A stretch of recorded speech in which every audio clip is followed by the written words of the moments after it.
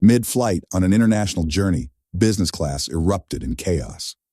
A man in maintenance uniform knelt, wiping spilled coffee from the floor. An elegant woman stood up, voice cold as ice. "I don't pay you to embarrass me in front of clients." All eyes turned. He only said quietly, "Sorry, I just didn't want the little girl to get burned." She glanced down. Her daughter sat behind, trembling, coffee droplets on her dress. She turned back to him, furious. "You're fired. Right now." He bowed his head. "As you wish." 10 minutes later, the child whispered, "Mom, I know him. Daniel Ross, 36 years old, single dad, maintenance worker for Aurora Airlines. Used to be an aviation rescue engineer. Left service after an accident took his wife's life. Living with his daughter Emily, 8 years old, a girl with mild asthma who loved reading books about the sky. Daniel chose the janitor job on planes because it let him fly close to the sky while staying near his daughter. That morning, he was assigned to a VIP flight from New York to Paris. Passenger list included CEO Catherine Hale, 32 years old, young billionaire running an aviation technology corporation. She was famous for perfectionism, arrogance, and hatred of mistakes. Before takeoff, Daniel helped a young flight attendant fix a leaking coffee valve. "You're skilled," she smiled. "Without you, I'd have been scalded," he simply replied. "Safety is the only thing I'm good at." When the plane reached stable altitude, the CEO emerged from her private cabin to inspect services. The attendant hurried to pour coffee, but trembling hands made the cup tilt, spilling onto the aisle. Daniel quickly knelt to wipe it before anyone could slip. Catherine frowned. "What are you doing in the VIP cabin?" "Sorry, coffee spilled near a small passenger's feet. I don't need your concern. You've already dirtied my $5,000 carpet." He bowed his head, wiped clean, and turned away. But when she stepped forward, the small girl behind coughed lightly.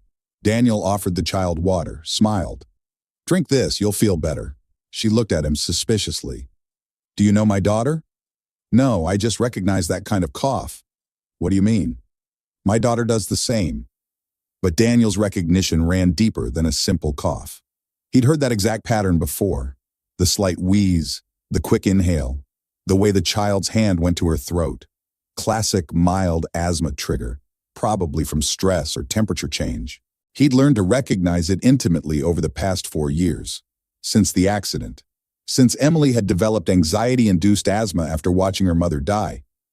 Since Daniel had become hyper-vigilant about every breath his daughter took.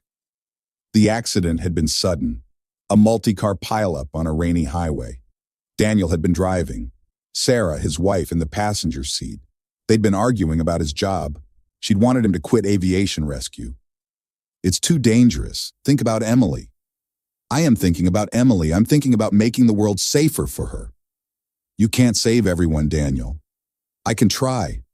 Those had been her last words before the truck jackknifed into their lane. He'd swerved, avoided the truck, but sent their car spinning into the guardrail. Sarah's side had taken the impact. She'd died before paramedics arrived. Daniel had walked away with bruises. Emily, in the back seat, had been terrified, but physically unharmed. Emotionally, though, she'd been destroyed. Had stopped talking for 2 months. Had developed panic attacks. Had started the asthmatic breathing whenever stressed. The doctors called it psychosomatic. Daniel called it his fault. He'd quit aviation rescue after that. Couldn't save strangers while his own family fell apart. Had taken the maintenance job because it kept him traveling.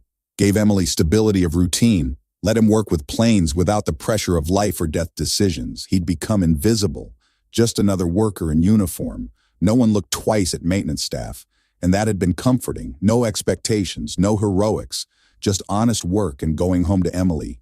Until today. Until he'd heard a child cough the exact same way his daughter coughed. And his instincts, dormant for 4 years, had kicked in. Help, protect, make sure she's okay. Every evening, Daniel would sit with Emily reviewing her breathing exercises. The therapist had taught them techniques. Count to 4 breathing in, hold for 4, release for 4. Simple. But it worked when panic set in. "Why do I get scared, Dad?" Emily had asked once. "Because something scary happened to you. Your brain remembers. It's trying to protect you." "But Mom's not coming back." "No, she's not. And that's the hardest thing. But you know what? She'd want us to keep living, keep flying. Keep looking at the sky she loved." Emily had started drawing pictures of planes after that, Not crashes, just planes flying peacefully through clouds. She taped them to her bedroom wall. So Mom can see we're still flying. That necklace Daniel wore, the bird wings, had been Sarah's favorite piece. She'd worn it every day of their marriage. Birds don't fear the sky, she'd say. They trust it. We should too. After she died, Emily had insisted he wear it. So Mom's always flying with you, Dad. He wore it every shift, every flight. A reminder of why he did this work. To keep the sky safe for people like Emily. People like Sarah had been. People who trusted that when they boarded a plane, someone cared enough to make sure they'd land safely. Conclusion of Act 1. Catherine frowned. Don't presume familiarity. Consider yourself warned. He stayed silent, looked through the window, lightly touched a small necklace shaped like bird wings, his wife's keepsake. A flight attendant later recounted, he touched that necklace whenever he was sad. We all knew it meant something, but he never talked about it. Just kept working, kept helping, kept being invisible. After the meal, the plane encountered light turbulence. Another cup of coffee slid from the tray, spilling near the little girl. Daniel reflexively shielded the child. Hot coffee poured onto his hand. Catherine turned around, saw this, misunderstood. What are you doing with my daughter? The attendant panicked. No, he was just, enough. You're fired. I don't want to see you on this plane anymore.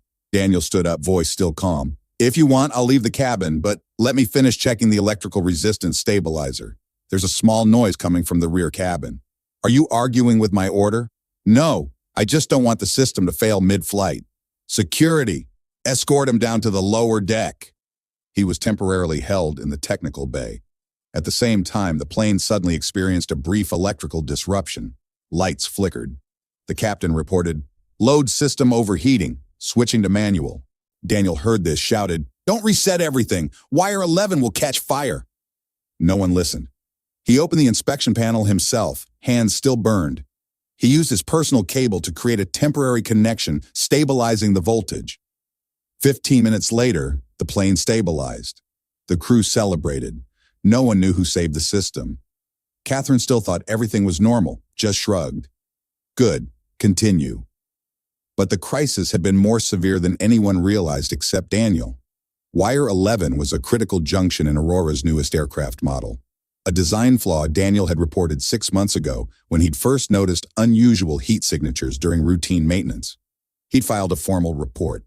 Insufficient insulation on high-load circuit. Recommend immediate inspection across fleet. The report had been dismissed. Maintenance staff don't make engineering recommendations. Stay in your lane.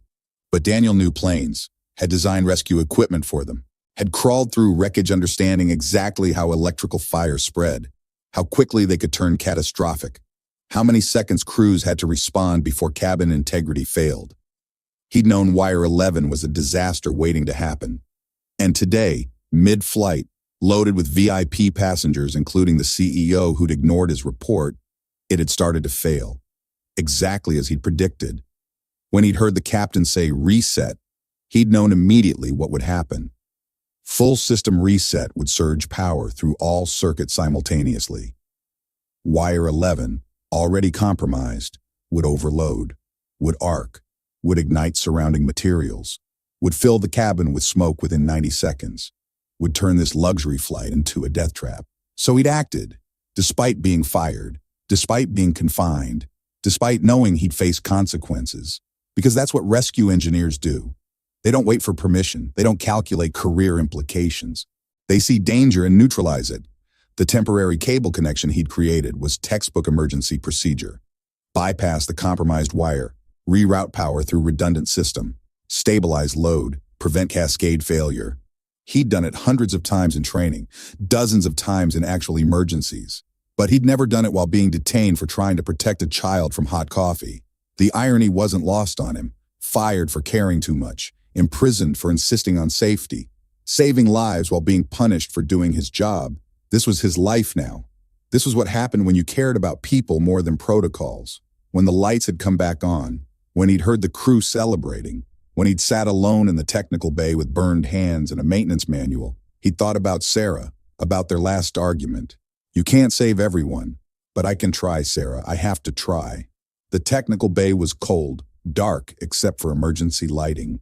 Daniel sat on the floor, back against the wall, cradling his burned hand. The pain was significant. Second-degree burns across his palm.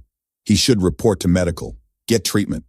But he'd been fired, escorted out like a criminal. Pride kept him from asking for help. He opened the maintenance manual instead, started documenting what he'd done, the bypass procedure, the voltage readings, the cable specifications.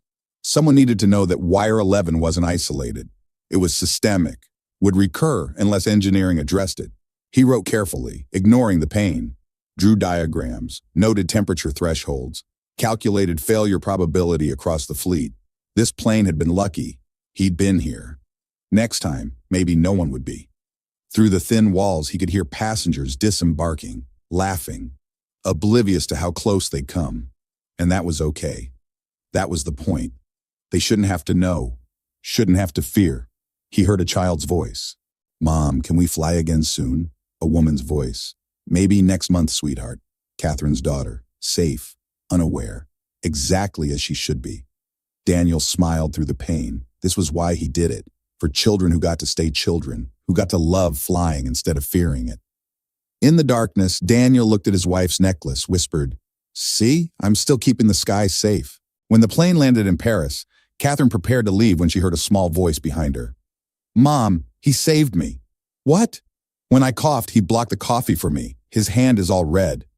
Catherine turned around, saw Daniel stepping out from the technical bay, hand wrapped in makeshift bandages. She was speechless. "You're injured?" "It's fine, just minor burns." "Why didn't you report to medical?" "You fired me. I didn't think I still had the right to ask for help." She was silent. The little girl looked at her mother. "Mom, I've met him before, at the hospital." Catherine froze. "Which hospital?" "When I was in the car accident 3 years ago, a man in rescue uniform pulled me out of the car." Daniel looked up, eyes welling. "St. Mary's Hospital?" "Yes," the girl nodded. "I didn't know that was your daughter." First twist, Catherine was shocked. The person she'd just humiliated was the one who'd saved her daughter from a burning car years ago. He'd been the rescue engineer on duty then. Her voice caught. "Why didn't you say anything?" "Because I don't save people to be remembered. I just do what's right." Second twist. The captain approached. "CEO, we discovered someone manually reconnected circuit 11. Without that, the plane could have had an electrical bay fire." Catherine looked at Daniel, realized he'd just saved 200 people again. She stepped forward, spoke loudly among crew and passengers. "Today, the man I thought was just a janitor is the reason we're all still alive." She bowed her head before him. The entire cabin applauded. Many people cried. Daniel only said quietly, "If you really want to thank me, remember your daughter needs a mother who knows how to listen." Catherine broke down, hugged her daughter. "Thank you for teaching me that." But the full truth was more complex than that moment revealed. 3 years ago, when Catherine's daughter had been trapped in that burning vehicle, Daniel had been first responder. The accident had been a 5-car pileup on the interstate. Multiple casualties. Triage protocol demanded he prioritize adult victims with better survival chances. But he'd heard a child crying, weak, barely audible over flames and sirens. And he'd made a choice, ignored protocol, ignored his commanding officer shouting orders, crawled into a vehicle that was seconds from explosion, found a small girl trapped in a crushed rear seat, cut her free, carried her out literally as the fuel tank ignited behind them.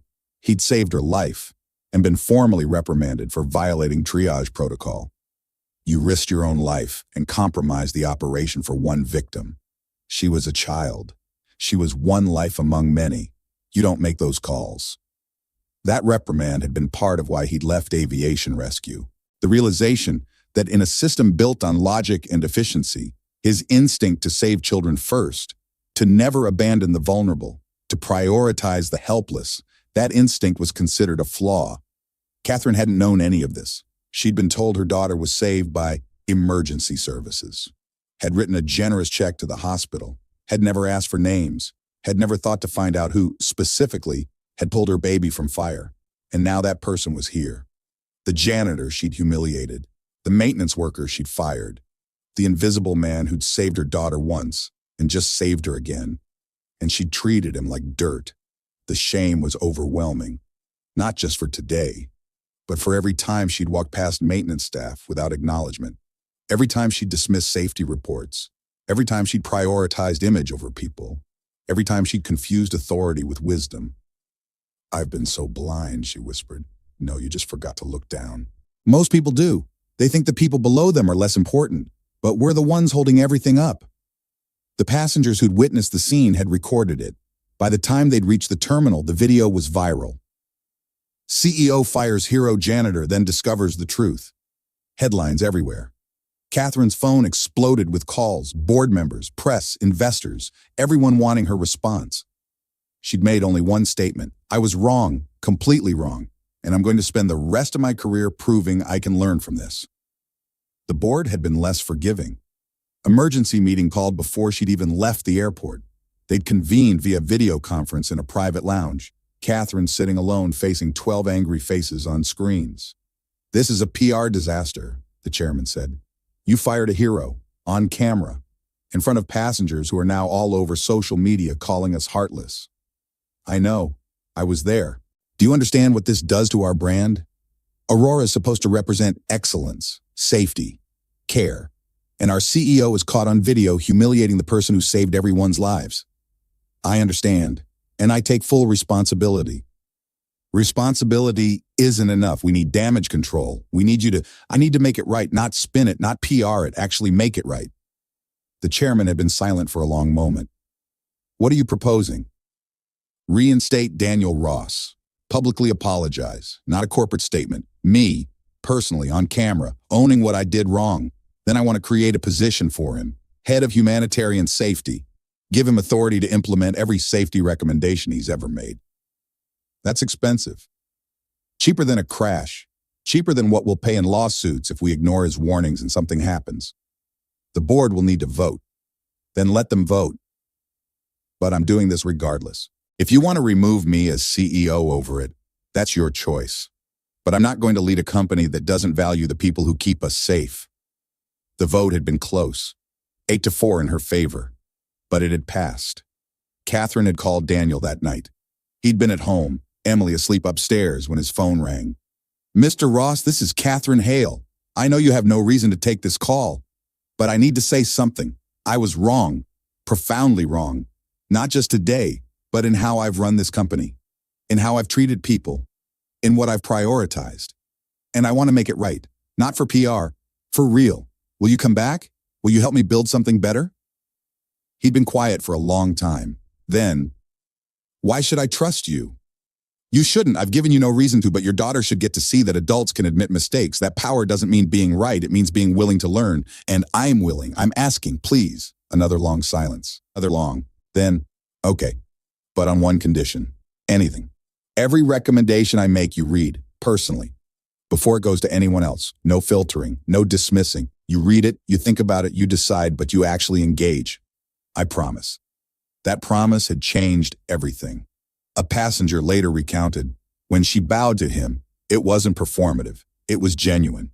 You could see her breaking down, realizing she'd almost lost her daughter twice because she didn't listen to the person who'd saved her. 1 month later, news reported, CEO Hale restores honor to misunderstood rescue engineer.